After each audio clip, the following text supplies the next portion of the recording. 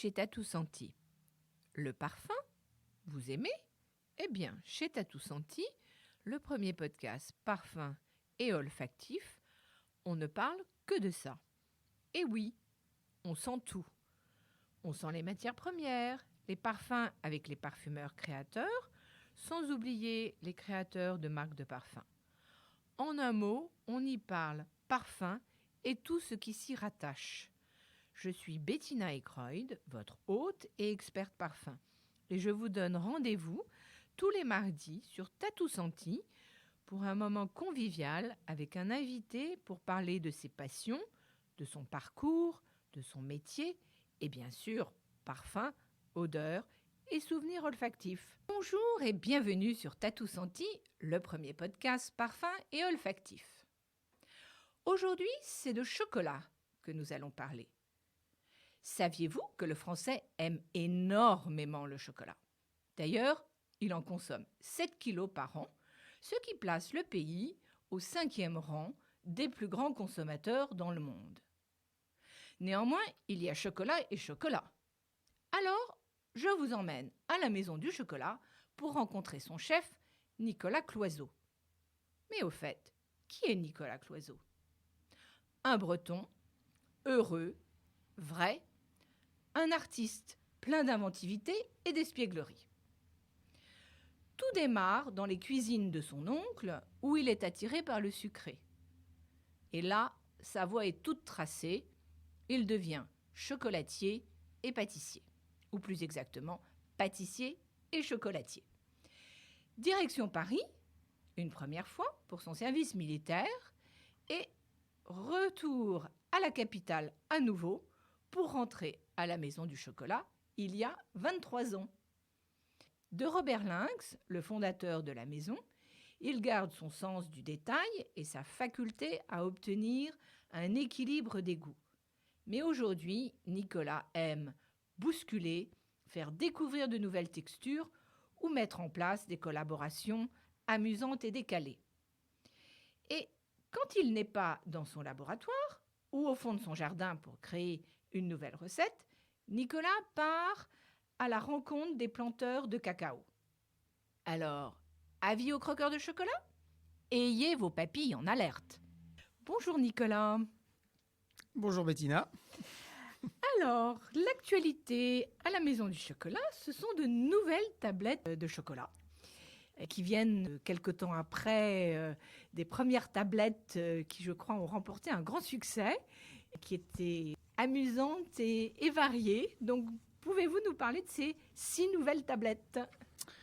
Alors tout à fait, l'été dernier, on a sorti ce qu'on appelle des tablettes gourmandes, donc il y a eu beaucoup de succès, parce qu'on était vraiment dans l'addiction, la régression. Et la pétillance, on ne se prenait pas au sérieux avec ces tablettes. Oui, tout à fait.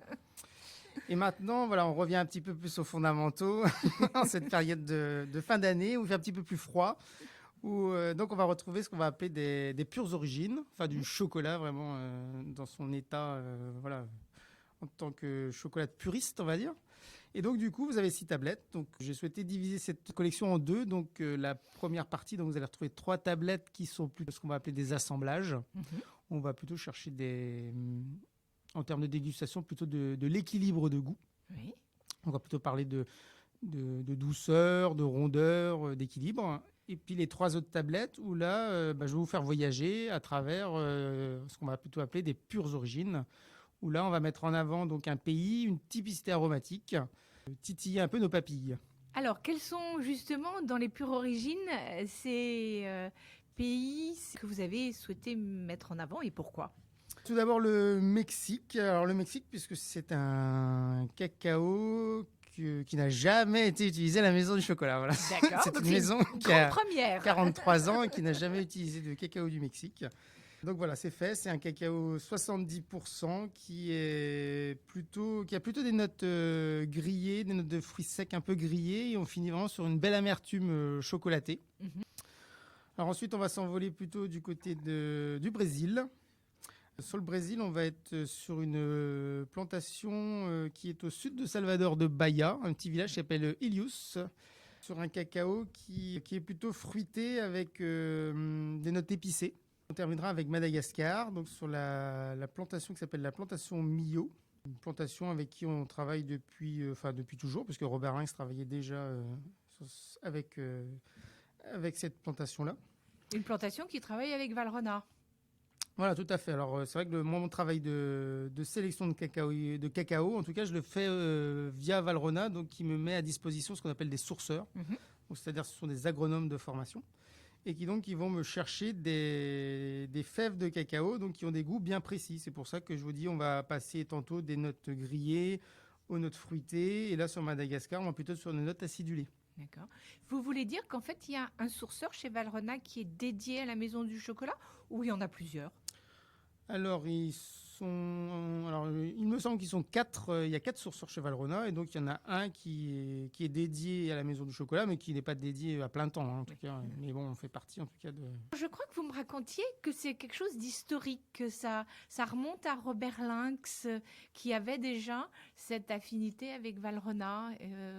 Vous avez quelque chose d'autre Disons qu'il y a 43 ans, il n'y avait pas des sourceurs comme aujourd'hui, des ingénieurs agronomes qui étaient vraiment spécialisés dans la fève de cacao. Et donc, Robert Lynx, lui, en fait, se rendait chez Valrhona, en fait, pour faire, je dirais, un petit peu le El Gringo. C'est-à-dire que, voilà, à partir des fèves de cacao qu'il avait chez Valrhona, en fait, il concevait, en fait, des assemblages, parce que c'était vraiment les caractéristiques de Robert Lynx. C'était cette faculté, en fait, à assembler différentes provenances pour apporter des équilibres de goût. C'est pour ça que je suis resté attaché à garder 3 tablettes qui sont plutôt sur des assemblages, parce que c'est quand même les fondamentaux de notre maison. Et plutôt 3 pures origines qui sont plus dans l'air du temps. Mais c'est vrai que je pense souvent à Robert quand je travaille les pures origines, parce que Robert cherchait toujours des équilibres de goût. Et quand il goûtait les pures origines, pour lui, finalement, ils avaient tous un défaut. Et finalement, pour nous, c'est pas vu comme des défauts, c'est plus vu comme des particularités qui sont propres à chaque origine. Mais en fait, il cherchait sans cesse finalement la perfection dans un équilibre de goût. D'accord. Et alors, est-ce que ça veut dire que les tablettes de Robert vont graduellement sortir du catalogue, ou elles vont rester? Ah non, moi en tout cas, tant que je suis à la maison du chocolat, elles vont en rester, parce que je trouve que c'est 2 exercices qui sont très intéressants et qui d'ailleurs, même dans mon quotidien, dans la réalisation ce qu'on appelle des bonbons de chocolat, c'est-à-dire des ganaches, il y a les 2 exercices, puisque soit on va mettre une ganache en avant par rapport à un pur origine, ou soit on va travailler sur des ganaches parfumées, donc c'est-à-dire si c'est une ganache au citron, à la framboise, à la menthe, etc. Là justement, on va travailler sur des assemblages. C'est-à-dire, je vous donne un exemple très simple. Si je fais une ganache à la framboise, je vais plutôt travailler avec un cacao qui a des notes végétales, auquel je vais assembler un cacao qui a des notes plutôt acidulées fruits rouges. Et puis, je vais rajouter un petit peu de ce qu'on appelle le pur pâte, du 100%, qui va permettre d'apporter de la longueur en bouche. Donc, ça, c'est vraiment un autre travail aussi. C'est vraiment le travail d'assemblage. Mais en fait, ils sont complémentaires. Hein, donc, voilà, les deux coexistent. J'ai cru comprendre que la Maison du Chocolat revenait au Salon du Chocolat pour les 25 ans du salon. Vous alliez présenter pour le défilé la première robe de Robert Lynx. Est-ce que vous pouvez nous en dire plus ? Ça faisait quelques années que la Maison du Chocolat était plus présente au Salon du Chocolat. Et donc cette année, on a été contacté par Sylvie Douce, donc, qui nous a demandé si on accepterait de refaire la première robe du Salon du Chocolat, puisque la première robe qui a été faite il y a 25 ans, en effet, avait été faite par Robert Lynx. Donc moi, ayant côtoyé Robert pendant 10 ans, pour moi, c'est aussi une façon de lui rendre hommage et de me replonger dans l'histoire de la Maison du Chocolat. Donc j'ai eu beaucoup de plaisir à finir cette robe que je viens de finir, puisque le Salon du Chocolat va avoir lieu la semaine prochaine. J'ai passé une dizaine de jours sur cette robe, et ça a été un grand plaisir de la refaire. Alors, c'est une robe qui avait été faite avec plus exactement Jean-Louis Scherrer. Oui, tout à fait. Quels ont été la maison n'étant plus, quels ont été vos obstacles pour la refaire? Y en a-t-il eu, ou au final, pas tant que ça? Ce qui est encore plus extraordinaire, c'est que donc du coup, j'ai rencontré la personne qui a racheté je pense qu'il y a d'ailleurs la plus grande collection de robes Jean-Louis Scherrer, puisqu'il m'a dit qu'il en avait 1200. Oui, dans un coffre-fort, bien sûr. oui, on n'en doute pas.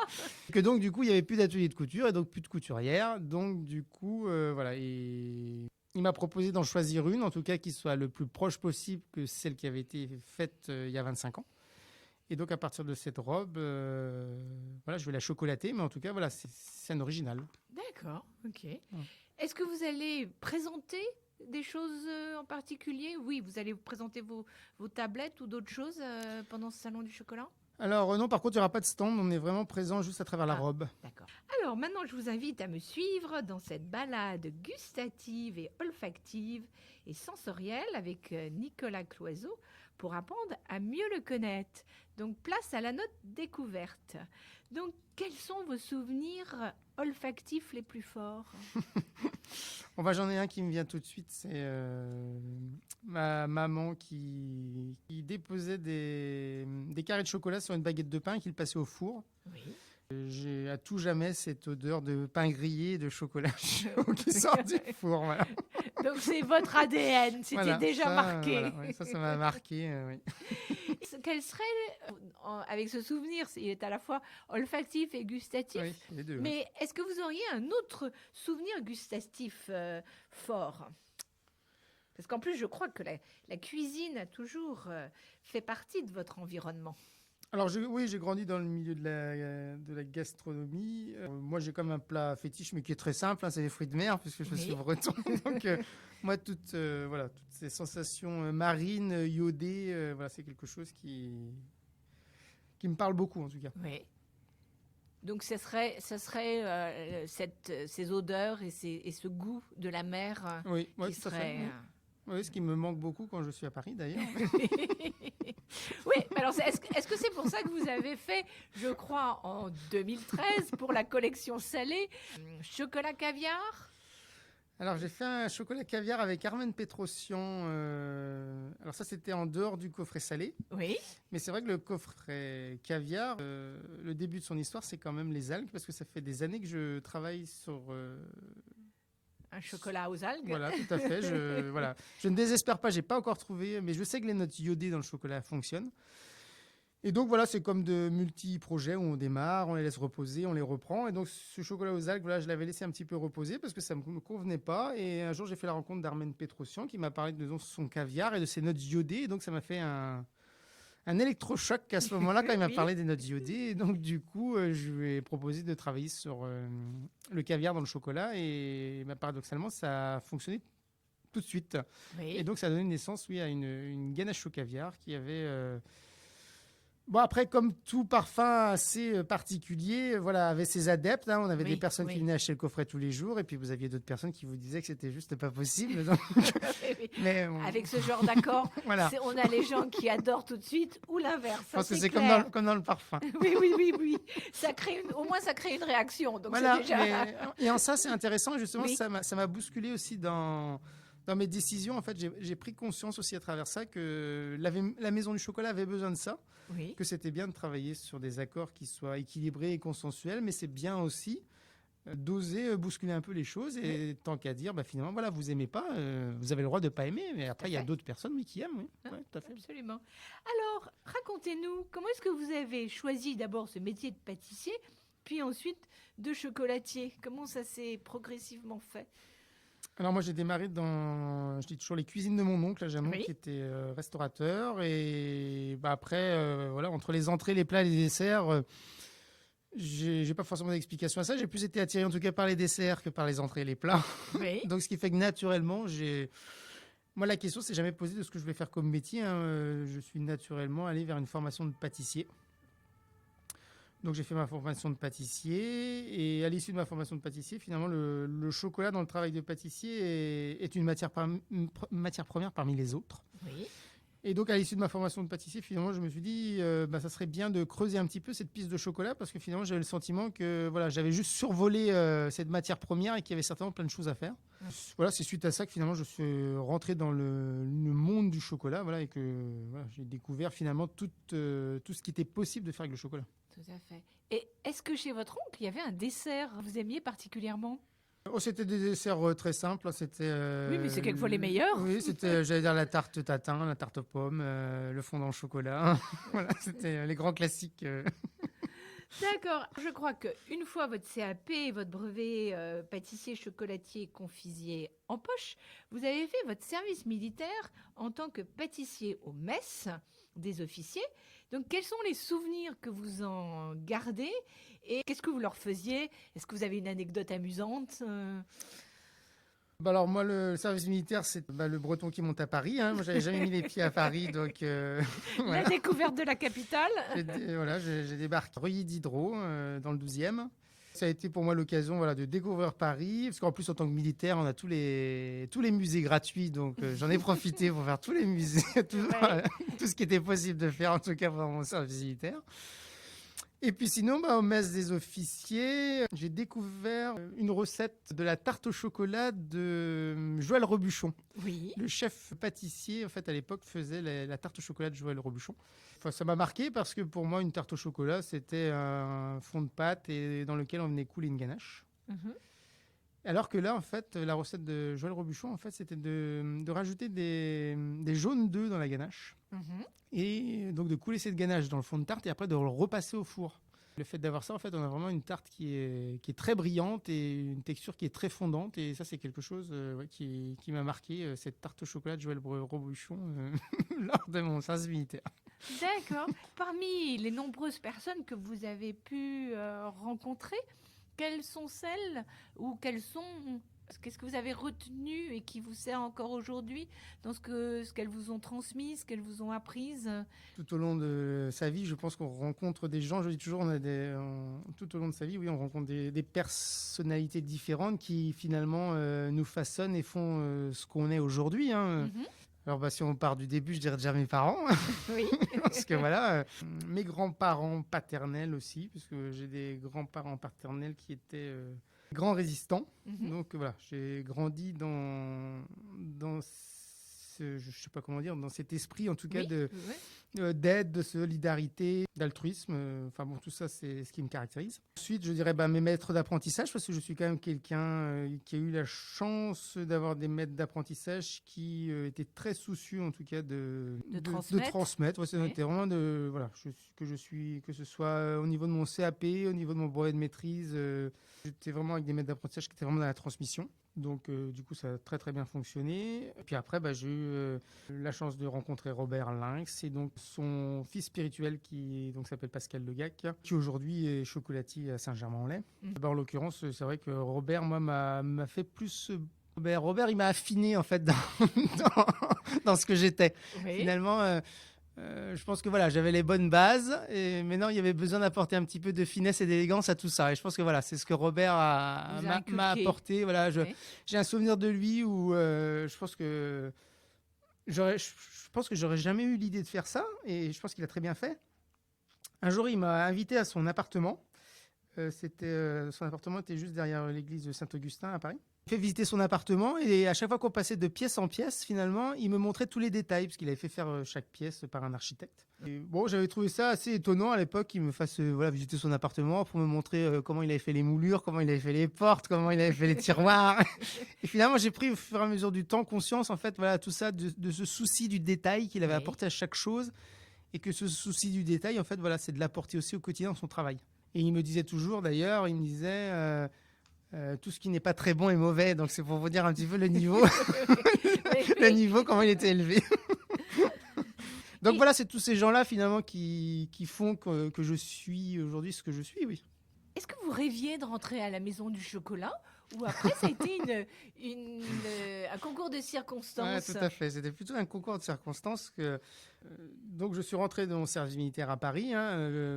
J'ai été 10 mois à Paris. Je suis peut-être passé devant la maison du chocolat pendant mes 10 mois, mais j'en ai même pas souvenir. Mm-hmm. Donc je suis rentré en Bretagne et donc avec justement, comme je vous disais tout à l'heure, cette idée justement de creuser la piste du chocolat. Donc puisque justement entre la pâtisserie et le chocolat, j'ai fait mon service.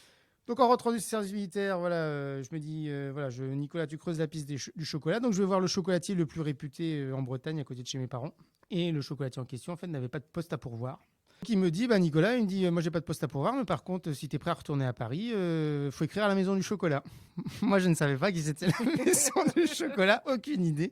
Donc j'envoie mon CV, une lettre de motivation, et puis voilà, 15 jours après, me voilà reparti à Paris, dans une entreprise où je ne savais même pas du tout ce qui m'attendait, mais je venais juste avec l'idée de venir pendant 2-3 ans pour apprendre ce que c'était le chocolat en fait. C'était en décembre 96, et puis aujourd'hui, voilà, on est en 2019, presque 20, et voilà, j'y suis resté parce que finalement, ça a été une très belle aventure, parce que c'est une maison qui a grandi et finalement qui a fait grandir ses collaborateurs. C'est pas que moi, on est toute une génération qui sommes arrivés là dans les années 90 et qui ont eu la chance de chacun trouver sa place finalement dans cette entreprise qui grandissait. Oui. Oui, et de se sentir bien et de ne pas avoir envie d'aller voir ailleurs et de continuer à grandir dans la maison. Voilà, tout à fait, oui. Oui. Ce qui aujourd'hui est extraordinaire parce que... En fait, à travers mon expérience, je dis que voilà, c'est certainement, j'ai conscience que c'est rare, mais voilà, ça existe encore. Oui, exactement. Donc, ce qui veut dire qu'il ne faut pas désespérer. Mais en fait, 18 ans plus tard, qu'est-ce qui vous a justement donné envie de rester et peut-être de ne pas aller fonder votre marque, d'ouvrir votre boutique Alors, ce qui fait que je sois resté, parce que moi, voilà, mon idée était claire, comme je le disais tout à l'heure. L'idée était de venir 3 ans et puis de retourner en Bretagne, ouvrir ma pâtisserie. Oui. Au bout de mes 3 ans, j'étais sur le point de partir. Et on vous dit non. Et donc là, je suis convoqué au bureau de Robert, oui, qui me dit, Nicolas, justement, on va s'agrandir, on va faire un nouvel atelier. Dans ce nouvel atelier, j'aimerais qu'on fasse un atelier dédié au décor, c'est-à-dire pour quand on fabrique des petites pièces en chocolat pour Pâques, pour Noël, pour la Saint-Valentin, des décors pour mettre sur les gâteaux, des commandes spécifiques pour des clients. Parce que pendant les 3 ans où j'ai été, au départ, en fait, il y avait pas d'espace dédié à ça, et finalement quand Pâques arrivait ou quand Noël arrivait 3 semaines avant, c'était un petit peu la panique, en se disant vite, il y a Pâques dans 3 semaines, qu'est-ce qu'on fait? Oui. Et donc Robert, en fait, en faisant ce nouvel atelier, lui, ce qu'il voulait, c'était à nouveau structurer tout ça, faire un service dédié à ça, et donc du coup propose de me donner carte blanche pour créer ce service, de former des gens et de commencer à sortir des collections en fait. Alors c'est vrai que moi j'avais 26 ans à l'époque, on me donnait carte blanche pour faire ça. Finalement je suis resté parce que c'était une belle opportunité. Après, je n'avais pas forcément conscience si j'étais à la hauteur ou pas à la hauteur. Ça, je pense que c'est Robert qui a mesuré en moi cette capacité.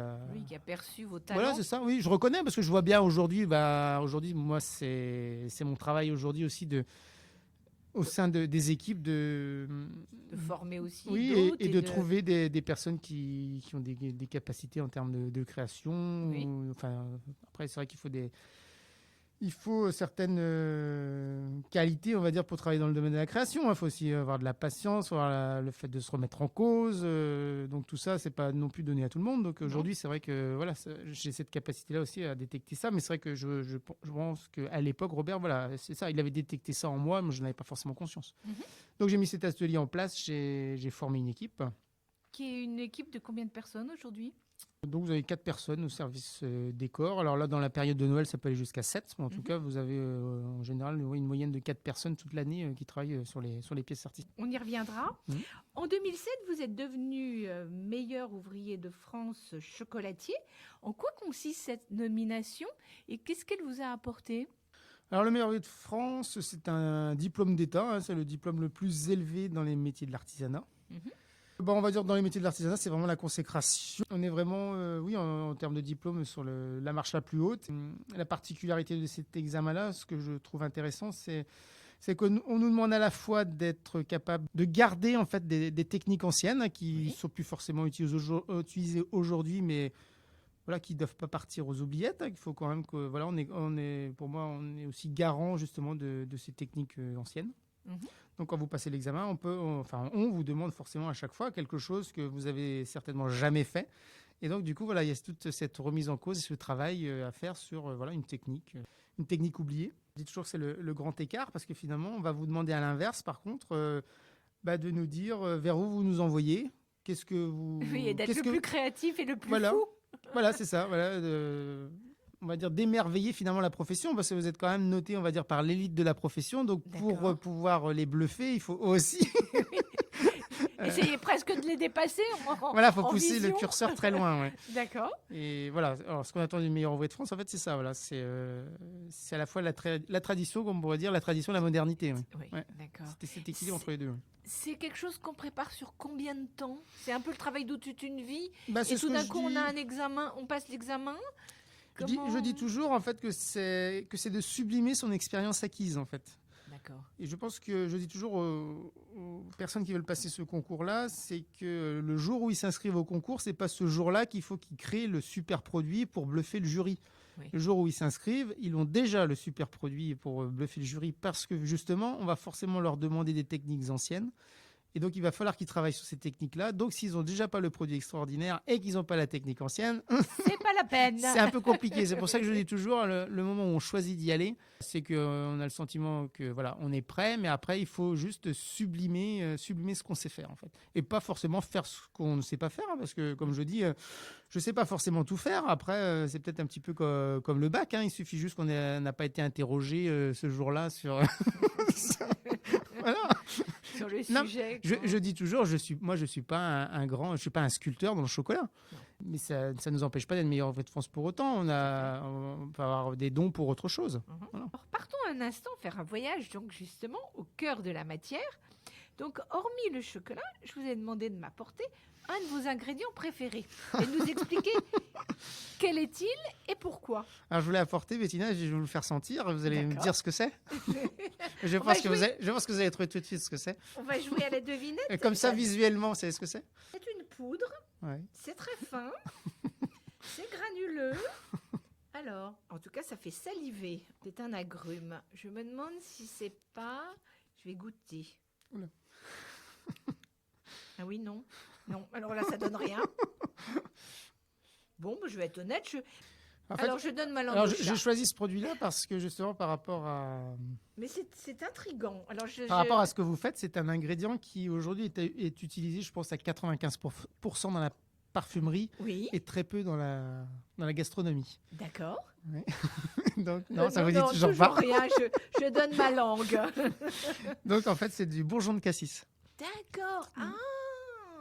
Et donc, aujourd'hui, oui, la plupart de la production de bourgeon de cassis est utilisée dans la parfumerie, en fait. Tout à fait, absolument. Mais vous avez fait une excellente ganache. Bah, je vais encore revenir à Robert, Robert me disait toujours, les premières années, quand j'ai travaillé avec lui, il avait fait de multiples ganaches aux fruits, hein, le citron, la framboise, l'orange. Et il m'avait dit, il y en a une qui marche pas, mon petit. Il me disait toujours, il me dit, c'est celle au cassis. Donc, Nicolas s'est dit, je vais relever le défi. Donc, bah voilà, c'est toujours pareil. Hein. Donc, du coup, j'ai C'est travaillé. vrai que c'est acidulé. Maintenant que vous me le dites, je vous coupe, mais c'est sucré et acidulé. Alors, j'ai travaillé sur la ganache au cassis, donc bien avec la purée de cassis. C'est vrai qu'il avait raison. Le fait d'utiliser que la purée de cassis, c'est vrai que c'était pas vraiment ça.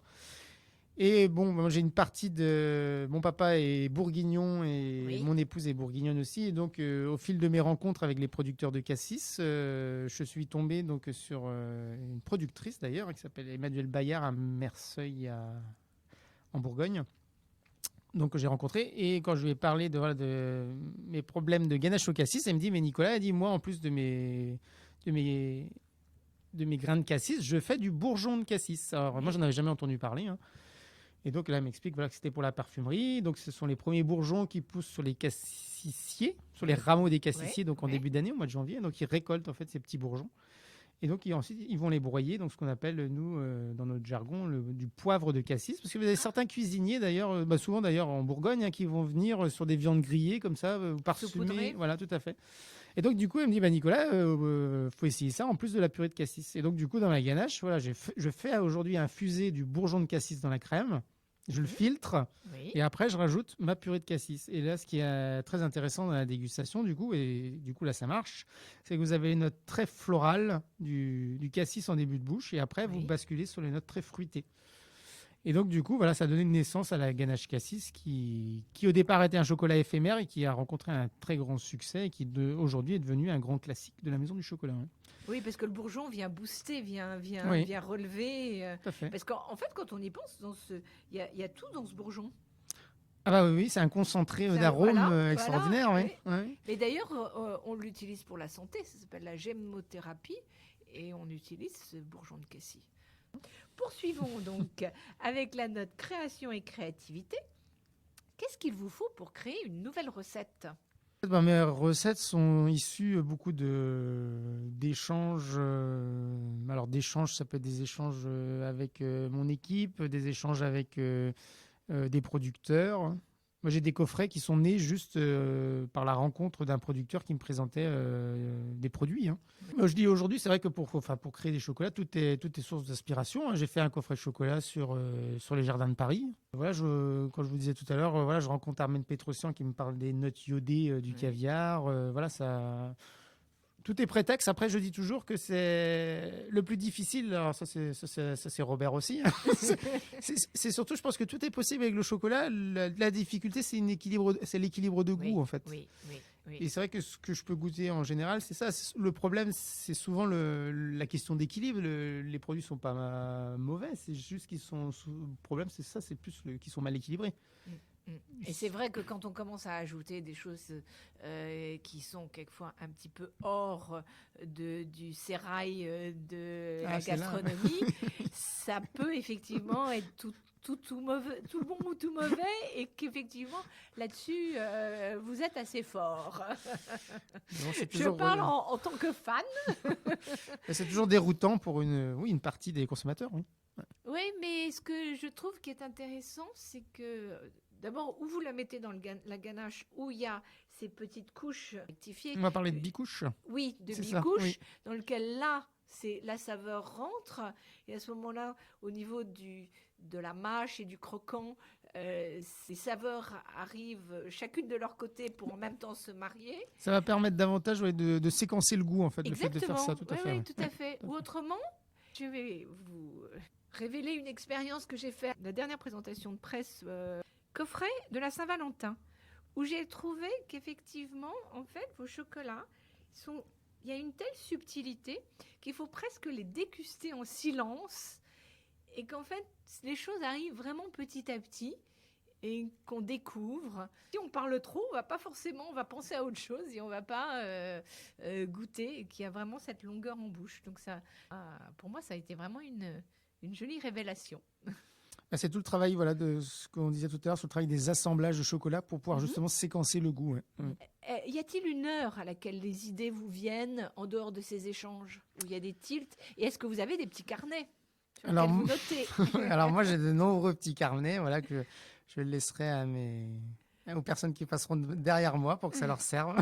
Je prends un tas de notes et après toutes ces rencontres, où, par contre, j'ai besoin de grands moments de solitude. Donc moi, j'ai un espace au fond de mon jardin, voilà, qui est réservé juste à moi. Donc mon épouse, mon enfant, personne n'y va. D'accord. Voilà, c'est votre lieu de recueillement. Voilà, je suis un vieil ours, voilà, qui va s'enfermer au fond de son jardin, voilà, et qui a besoin un petit peu de. Je dis toujours, ça a besoin de reposer, ça a besoin de mûrir, tout ça. Et je dis toujours que pour moi, une création, les personnes que je rencontre aujourd'hui qui vont me donner de l'inspiration, ça va pas donner naissance à un chocolat dans les 3 mois qui vont suivre. En fait, ça a souvent besoin de 1 an, 2 ans, voire même 3 ans, hein, des fois, avant finalement de faire quelque chose qui me paraisse aussi et surtout abouti. Je dis toujours que je vais pas sortir un produit juste pour faire de la communication ou du marketing. Si je sors un produit, c'est que je l'assume pleinement et que voilà, je me regarde dans la glace et que je suis satisfait de ce que j'ai fait. Vous voulez en savoir plus ? Bien sûr. Alors, rendez-vous mardi prochain. Et avec Nicolas, nous vous dévoilerons les secrets des collections de la Maison du Chocolat.